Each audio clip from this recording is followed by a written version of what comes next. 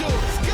Hello and welcome to another massive edition of the NBL1 show thanks to Coles Express. I'm Megan Hustwaite, Pete Hooley with me at the desk as usual. Pete, it's all happening, finals, places locked in, big performances, upsets, we can't get enough. Oh, it's every week now, we're getting used to it, but there's some big game winners, an incredible game winner from an NBA Summer League star who just came back, and we seem to, it's not so much the commentators curse, we might have an NBL1 show curse because we spoke to someone recently with an undefeated team and I think that streak has come to an end. Just one of, there's still another undefeated team running around, but we'll take some of the blame. Yeah. But that's it's always good to happen. You mentioned maybe a loss could be good heading towards finals, and we know the NBL1 West finals are coming quickly. So see how they regroup. We don't want that curse to continue. No. It might scare people away. Scare people away from coming on the show. Let's start with some Asia Cup action first with the Boomers and plenty of NBL1 players part of that success. Oh, it was unbelievable. The Boomers, they got the win for the gold medal in the Asia Cup over Lebanon. Close game, only 2 points. Tyrese Proctor from the COE, he hit 2 clutch free throws. Just super exciting talent. And a big congratulations to Mitch McCarron and Tori Smith-Milner, who both were part of the All-Star 5 as well. Mitch McCarron, such a great story. As we saw him on screen just before, I loved your tweet about the celebration, and that was a long time coming for him. But yeah, wonderful story there.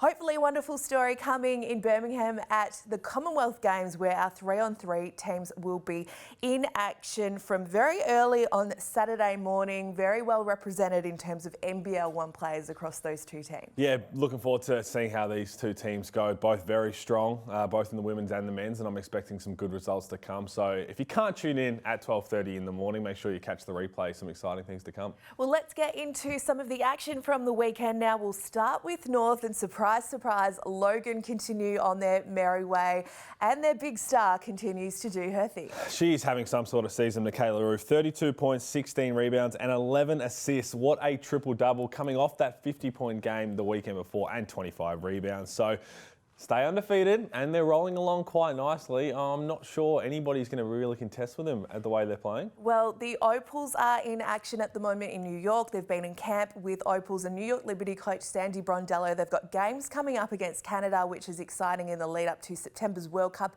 in Sydney. So it means that some of our NBL1 stars are absent at the moment, but it didn't affect Townsville. No, it didn't. I mean, no Alana Smith, but Courtney Wood, she stepped up. She had 37 points, 10 rebounds, and she hit 7 threes. And Steph Reed, 16 points and 7 assists over her birthday weekend. Great to see Courtney Woods continuing to do her thing. She had a breakout second half of the WNBL season. Can't wait to see what many players continue to do with this momentum that they've captured in NBL1 come WNBL and NBL time. That's what it's all about, isn't it? I mean, one, putting your name up there in case you're trying to get signed, or if you are signed, just really fine-tuning your game and getting ready for a massive season in the NBL or WNBL. And a lot of players have done that over the last couple of months. Well, including our guest who will join us in just a moment, but her team, the Wizards, continue to weave their magic. She was unbelievable. 22 points, 17 assists and 15 rebounds. And that doesn't end there. 8 steals to go along with it. Superstar. This is not just one weekend. This has been the entire season long. We've been meaning to get her on the show, and we finally have a chance to talk to her. Well, Tiana Magikari joins us on the show now. Great to see you. How are you enjoying the NBL1 season? Yeah, I'm loving it, honestly. It's so competitive, and I really love my teammates, and that's like one of the main things about Northside that I really enjoy. So yeah, just really enjoying it.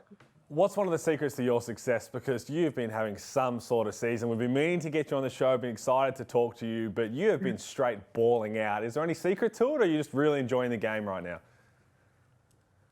Yeah, I think I'm really enjoying the game. I think one of the main things is my environment, my teammates, and the association that I'm at. I feel like that's probably why I'm doing so well, is just playing free and relaxed and just really not stressing. Well, relaxed is something that you weren't a few months ago because you were playing overseas. You had to get out of there very quickly and come home. Tell us a bit about where you were and that stressful situation. Yeah, I was in Russia. I was in Moscow. So just in general, playing overseas is really difficult. And then being in Russia also is like a different level. But yeah, when the war happened, pretty much we knew about the war, but no one really, all my teammates, my Russian teammates were like, oh no, it's fine. Like this happens all the time. Like, nothing's actually going to happen. And then we wake up one morning and everyone's kind of freaking out, and my agent's calling me, and I'm like, yep, I'm ready to go home. Like, get me out. So I came straight back. Well, no doubt that would have been a scary situation. But you mentioned playing overseas, and especially in Europe, that sometimes for a lot of people it's a lottery. You never know what you're going to get into. Before all that happened, how did you find the basketball side of things playing over there? Yeah, it was amazing, actually. I played in a really top, high-level league. I played against Enrique. Brittany Griner was in our league, and there was a lot of other WNBA players that were in the league. So it was great competition. It was hard when it came to language because people on my team, they didn't speak English. We had like an interpreter before games and like during timeouts and stuff. So there was some difficult times, but the league was like really good. So it was good. So it's been more than 150 days since BG's been detained in Russia. Given that you've played in Russia in the same season, can you imagine what she's going through over there right now? I honestly cannot imagine. I just think that we all need to do as much as we can to advocate for her and to let everybody know that this is a really serious matter and that we should all be doing as much as we can to get her back to her family. Yeah, well said. It's a horrific thing, and the longer it drags on, the really sadder it gets. Hopefully something in positive news we can get soon. I want to talk a little bit about your college experience. Do you think it prepared you really well for the next step of going professional? How are some of your memories looking back on your college days? Yeah, I think it did prepare me to step into the professional world. I think about college. When I look back on it, it's a really high level competition. Like I played against a lot of players that are in the WNBA now. And I know that it definitely prepared me like competitively to be able to compete against high level players. And looking back, I miss college a lot, but I also love being in the real world, kind of. Well, I needed to ask you that because the Carrier Dome is a very unique experience basketball-wise. I played against Syracuse when I was there, went to college just down the road, but I remember first stepping in there for shoot-around and the whole environment, your ears pop sometimes. It is so super strange to be part of on the basketball side. Do you remember the first time stepping into the Carrier Dome? Yeah, I do. It was actually on my visit, and it was for a football game because they obviously change over for basketball and football, and like they changed the field and the court. And I just remember the atmosphere, and I think that's one of the things that drew me so much to Syracuse was the atmosphere, the fans, the crowd, like just all the cheering. And yeah, it was just an amazing experience that I'll never forget or take for granted. You talked about college and the connections that you made there, and you know better than most about how the basketball family can wrap their arms around you because while you're at college, you were diagnosed with breast cancer. Thankfully, you're healthy and well today, but how amazing was the support you got from your college teammates and family, but also the basketball community as a whole? Yeah, the support that I got while I was going through that was amazing and blew my mind. Honestly, I didn't actually think that I would get that much support. But the Syracuse community sent me flowers all the time, sent me mail, cards, letters, and also the ACC, the conference that I was in, all the coaches, they made a little video for me. And it was just when you're going through something so traumatic, it's so good to have that support behind you, and it helps you stay motivated to want to get back on the floor and on the court. So I think, I'm so grateful for all of that support, and I'm so blessed that I had that support because it helped me stay motivated. Well, you're an inspiration to so many, but what you're doing on the basketball court now is so fun to watch. Your WNBL season coming up. Talk to us a little bit about how excited you are for that experience and what you're expecting to get out of that. Yeah, I'm really excited for WNBL. I haven't played in WNBL since 2014, I think, 13-14 season. Townsville. So I'm really excited to go down to Sydney and to learn a lot, honestly, and to just grow as an individual and as a player. I think being overseas, it was difficult and it was fun at the same time. But now staying in Australia and kind of showcasing my talent in the WNBL is something that, I'm really looking forward to. We are really looking forward to it as well, T. So great to have you back in Australia, and we just love seeing you dominate in NBL1, and we just get the feeling a big WNBL season is ahead. So thanks for your time today and keep doing your thing. Thanks so much. Let's take a look at NBL1 North men's action now. Pete, it was a huge weekend for Ben Eyre. Well, it was. I mean, re-signing with the Taipans is a great story. All the hard work he's put in, he's been really deserving of this opportunity. Hits the game winner right here to get a big win over Northside. They're still without Mitch McCarron and Keanu Pinder, but he averaged over 26.5 points for the Marlins. And again, it's a great story and it's a great thing for people who are really fighting hard, maybe get all these setbacks. Ben Eyre has just stuck to his guns. Adam Ford has rewarded him, and it's just a really, really positive thing for everybody involved. And then he's taken his game to another level, stepping up in the absence of the teammates that are off with the Boomers. So that's been he's been unreal, and I think it's great for the whole team as well. And he's got a little bit of swagger about him. Yeah, so I love seeing what Ben Eyre does.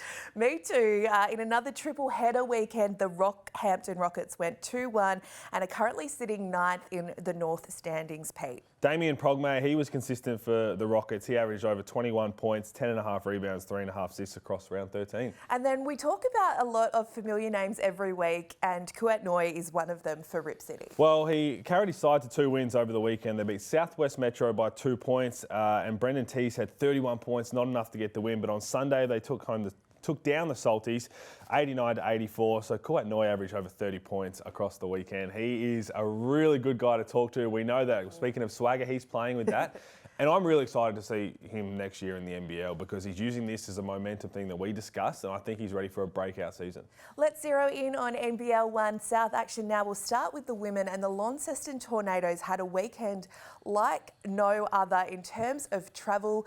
They didn't get home until yesterday because their flight on Sunday night was cancelled. They've been sleeping at airports, heading to motels and hotels, but they continue to win, and Keely Froling continues to do her thing. Oh, she's having some sort of season herself. In round 13, she averaged 28 points and just over 18 rebounds. They went 1-1. They lost to Mount Gambier on Saturday, but then beat Ballarat on Sunday. And no Mariana Tolo. She's obviously away with the Opals, and it is tough. Airports, we know that there's still things going on chaotic in the world, so they'll be happy to scrape away with a 1-1 weekend, and I'm sure they're going to be a team to really reckon with come finals. Yeah, consistent Keely as well. As we take a look at Bendigo now, they continue to do their thing. We talk about Tess Madgen most weeks, but Megan Mackay is having an outstanding season as one of the premier bigs in this competition. 24 points and 13 rebounds, and then on Sunday they beat Hobart at home with only 7 active players. Abby Wirong, she had 27 points, 6 rebounds and 6 assists.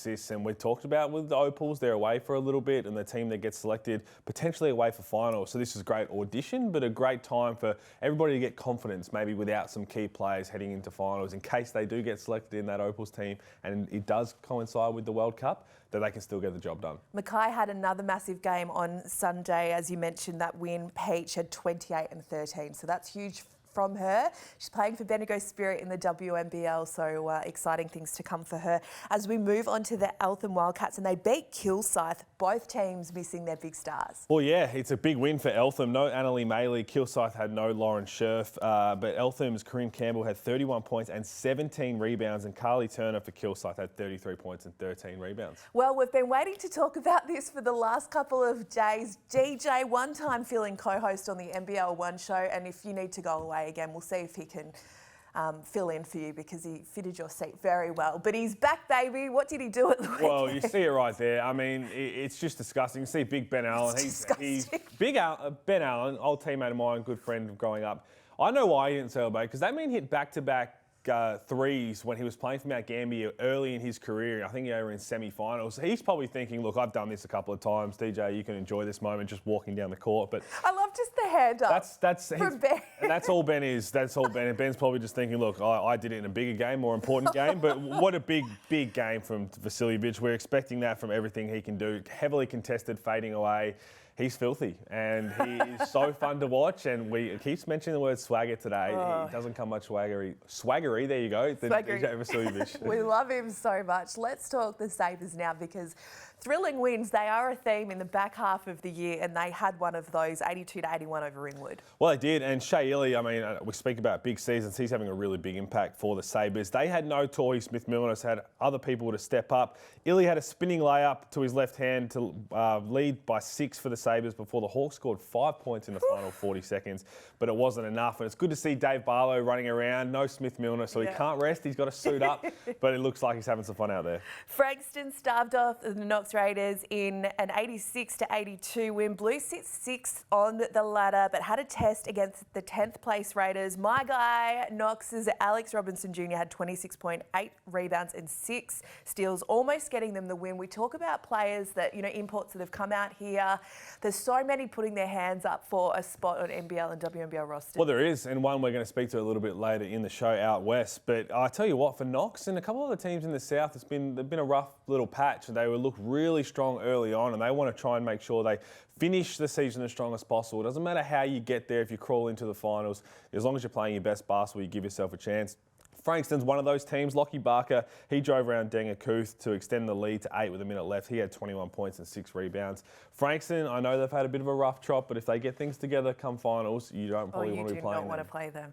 Let's put a lens now to East action. We'll start with the women, and Canberra's Lizzie Tonks scored 42 points with 21 rebounds in the Nationals' massive win over Illawarra. And 7th place Nationals, they had that huge result on the road, and the conference finals position slowly getting locked in. And 42-21, that is some game. And normally we'd be saying, look, that's one of the games of the year, but we remember what happened last week from the Kayla Roof. But it's the beauty of NBL1. Yep. There's going to be a big performance each week that we get to highlight. We love to see it. Now, let's talk about Laurens. We'll start with Lauren Nicholson. She continues to dominate as the Sharks, who have 3 Laurens in their team. I saw on social media at the weekend. They went 2-0 this weekend, beating Manly on Saturday and then the Inner West Bulls on Sunday. She averaged 28 points, 9.5 rebounds, 8.5 assists across round 15, and they just sit under North Bears at 3rd on the ladder.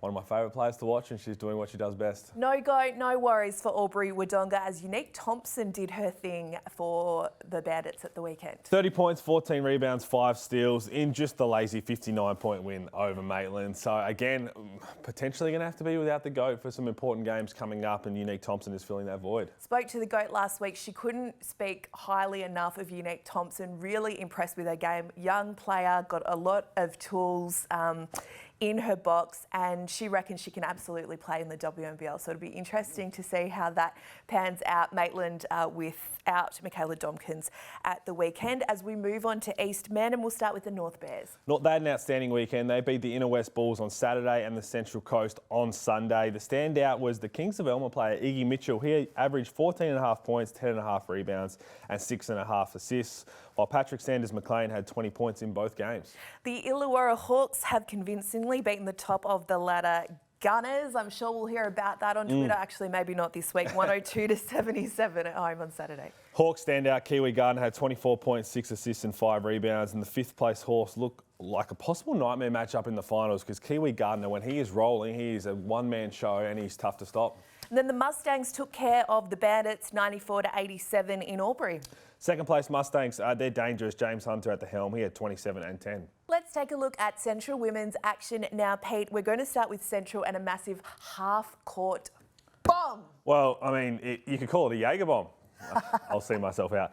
Morgan Jaeger throwing up this from half court, just as casual as you like. And I'll tell you what, that's the best way to celebrate it, to show that, look, I come here, I do this, and that's standard. They went on to win the game 84-45 as the Panthers pose a threat to the lower end of the Central final standings. Top of the ladder, Bearcats beat Woodville 74-40 on Saturday. Madeline Uti had she had a great double-double, 17 points and 21 rebounds in the game, as the Bearcats remain the most dangerous team in Central. 2nd place Sturt Sabres, they smashed Central Districts 102-70. Michaela Williams had 22 and 10, as the top of Central is seemingly starting to get locked in place. Central men is the same as well. We're going to start with Tyrone Fully. He tapped in a missed three on the buzzer to steal a win against the Sabres, 83-82. We're having so many of these 1 point results. I watched the end of this game the last couple of minutes, and I tell you what, that's the highlight. But 3 seconds before that, the import from the Sabres, Hayward, with a big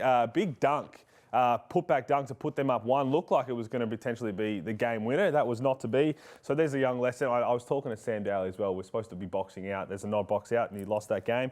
Jean Johnson, he was great. He had 19 points. South Adelaide, they continue to be one of the best shows in town, beating the Tigers 83-71.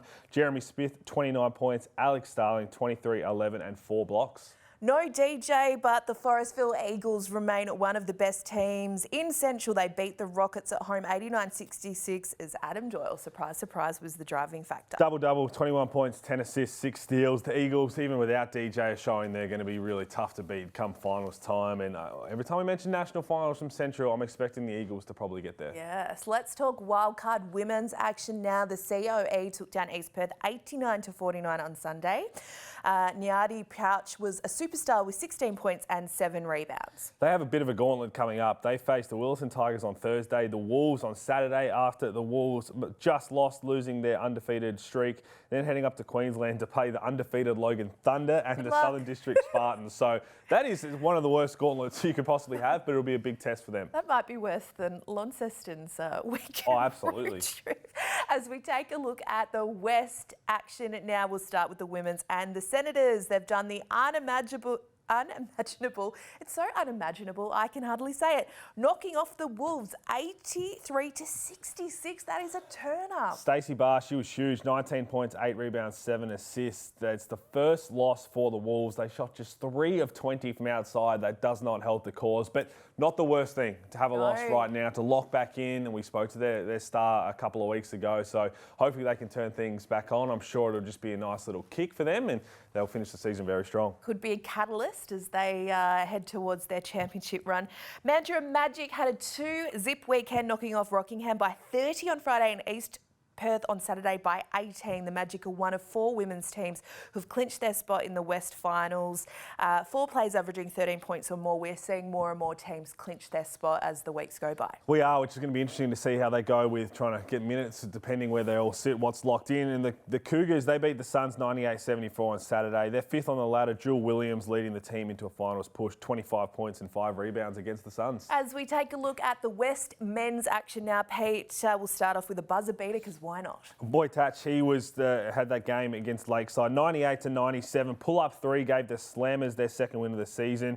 Caleb Vandergrind had the Slammers star with 30 points and 13 rebounds. A lot of really fun and exciting players and plays coming out from West. Yeah, I feel like Central is kind of the dunk conference.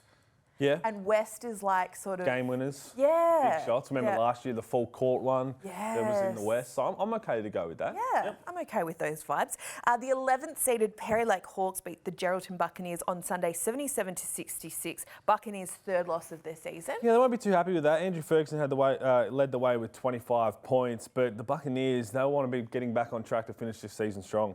And then on the road, the Rockingham Flames beat the Magic 101-82. As expected, it was Devondrick Walker, superstar. He's a superstar for the Flames. He's been all season. He had 30 points. He had 29 points, 10 assists, 9 rebounds, just shy of a 30-point triple-double.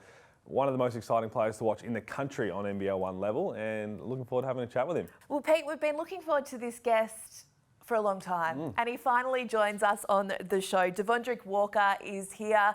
Thank you for joining us. You are in some fine form right now. I would say so. So talk to me a little bit about the season for the Flames, because you've got a tough unit on paper, and when you guys are up and about, you're extremely hard to beat. Must be pretty happy with the way the season's gone so far? Yeah, it's been up and down. We've been missing some guys, and got this weird stat that we've been counting the number of games that we've missed in comparison to the rest of the league, and that just kind of shows the type of group that we have. Able to kind of battle through what some may call non-adversity, but for us, we're battling with it through adversity. So we're just figuring it out week by week, trying to take care of business and get it done until we can get everybody back and fully running. How hard is it to do that? And you talk about, obviously, you know what roles are. When the whole team's together, you've got the roles, you know who's going to be the guys, they're the starting group, who's playing together. But it puts a lot of emphasis on the young guys who potentially don't play as many minutes when you're at full strength, saying, look, we're missing some guys, we need you to step up. How does that conversation go around midweek leading into a game weekend? You know, it's strange and it's funny because considering my G League background, I'm kind of used to it. So, you know, you have guys in and out all throughout the season, and you just got to be ready. And the young guys have definitely, when their bell was rung, they was ready to play. And Patrick does an amazing job preparing us weekly through scouts and just making sure we all know what we're doing. So it hasn't been tough because we have a great leader, but I would assume any other club or any other team will probably have difficulties with it, but we got a good leader. Well, the ins and outs will continue because Marshall Nelson's been one of your stars, but he's on his way out. Yeah, we played with him last weekend when I was going into the game. Extremely nervous because he was one of the few players on our team that hasn't missed a game. So he left for this weekend. We were able to get it done without him, which was a huge sigh of relief. And everybody around the club just kind of give us some confidence moving forward. But he's going to be a huge loss for sure. Now, let's rewind a little bit to your journey. You've had that taste in the NBL, but what led you to signing for the Flames in NBL1, and how are you enjoying both on the floor for the NBL1 West, as we see a nice little poster dunk baseline there, but just overall the experience living in Western Australia? Yeah, man, because I don't know if you guys know or not, but my initial taste of Australia was my first international experience. And it was an opportunity to come out and play one of my good friends. And the time was cut down short. So I never really got to fully experience the country, the people. But from the short time I was here, I absolutely fell in love with it. The weather, you know, the energy, the love, support you get from the fans. It's just a place that you want to play basketball in. So the time I've never really got to experience. So the time came around this time that I would get, you know, more of an extended stay out here. Also played with some good friends. Greg Hire kind of reeled me in and was like, come kick it with the Flames. I was like, you know, why not, bro? I've never really got to get my full experience out in WA. So why not? And I'm enjoying it. Mentioned the young guys, but you just mentioned one of the old heads there. So you've got a couple of old heads who have been around for some time, but they're still doing what they do. What's it like to have that kind of veteran leadership on a squad? We know that Greg Hire is playing for the Commonwealth Games right now, so another key piece missing. But when he's been there in the part of the recruiting process, he's one of the most successful players that we've seen on NBL level. So it must be good to have him to lean on. For sure. He leads us in and out. He leads us from afar. He's leading us in the Commonwealth Games right now. Big shout out to him. Hopefully he come on with the prize. But he definitely throughout the year, even with his absence. And it just shows. And especially when he's there, he's kind of like our drill sergeant. You don't mess around when Greg, you know what I mean? It's, you get to your spot, you know, you do your job and you make it happen because he'll fire you up. So he's been good for us, man, especially for me, just getting that fire and enjoying it.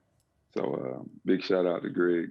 Well, he's done well to recruit you because you've been tearing it up. Now, you mentioned the relationships that you've made in the short time in Australia, but just the players that you've had those relationships with.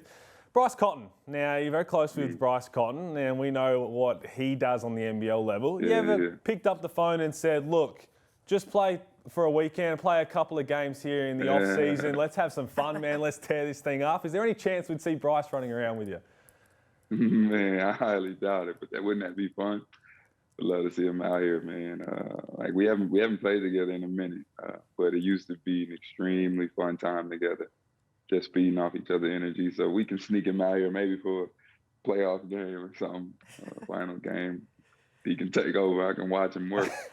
I'm there. I'm ready to start that petition, either this year or next year. Bryce, just for a weekend. When Devondrick gives you that call, they're short. Just suit up. One night only. It could be a weekend, a doubleheader weekend. Just have 50 in both games and let us all enjoy the show.